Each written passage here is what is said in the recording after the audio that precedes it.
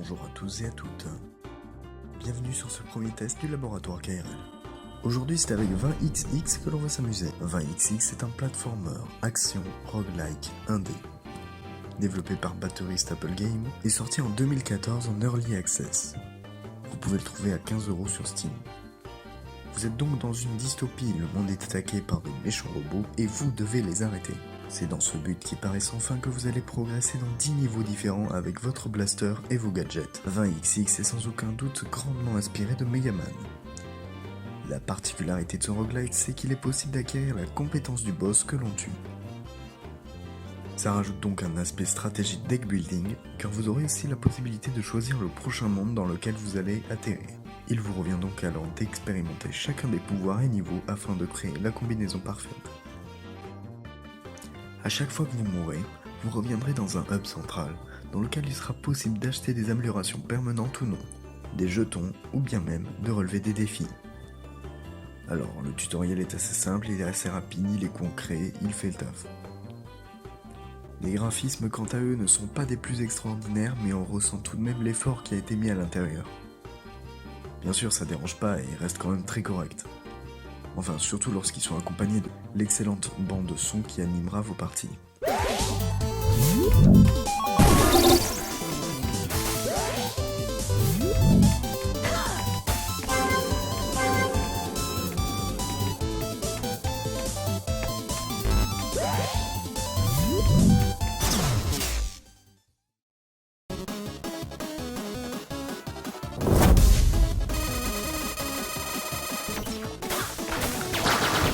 Lorsque vous dépassez les 10 heures de jeu, vous vous rendrez vite compte que certains endroits du jeu se répètent et cassent un peu l'illusion d'une génération procédurale.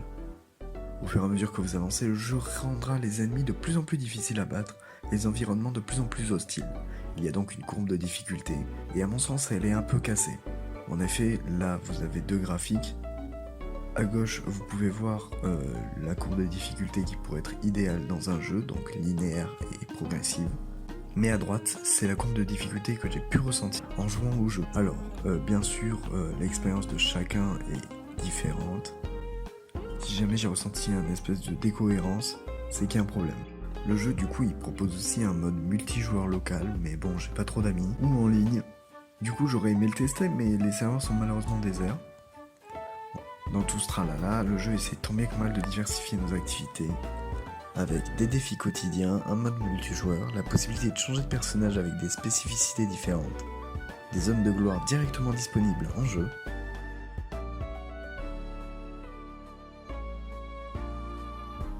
Malgré ces efforts, on sent quand même que les possibilités s'essoufflent rapidement. Les niveaux, au fur et à mesure que l'on recommence, ils commencent à se ressembler et on peut pas réellement lui en vouloir parce que c'est un jeu indépendant, encore une fois c'est le principe du jeu, c'est un roguelike. Donc c'est pas vraiment une critique ou quelque chose de négatif, c'est plus une constatation. C'est à titre anecdotique.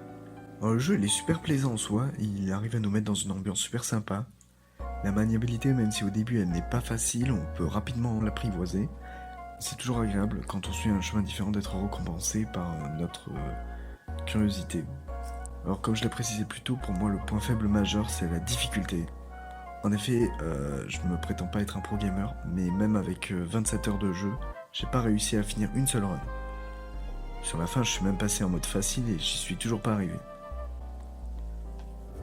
Le jeu il s'adresse à un minimum à un public un minimum averti.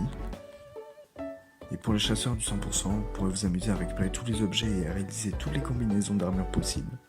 Ça devrait vous prendre dans les 40 heures. Donc 20XX c'est un jeu très appréciable, qui saura faire plaisir à tous les fans de Megaman.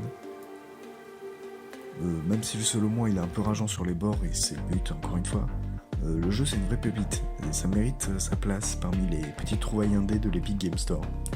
Du coup je lui mets la note de 13/20. Si je dois décrire le jeu en un mot, ce serait honorable.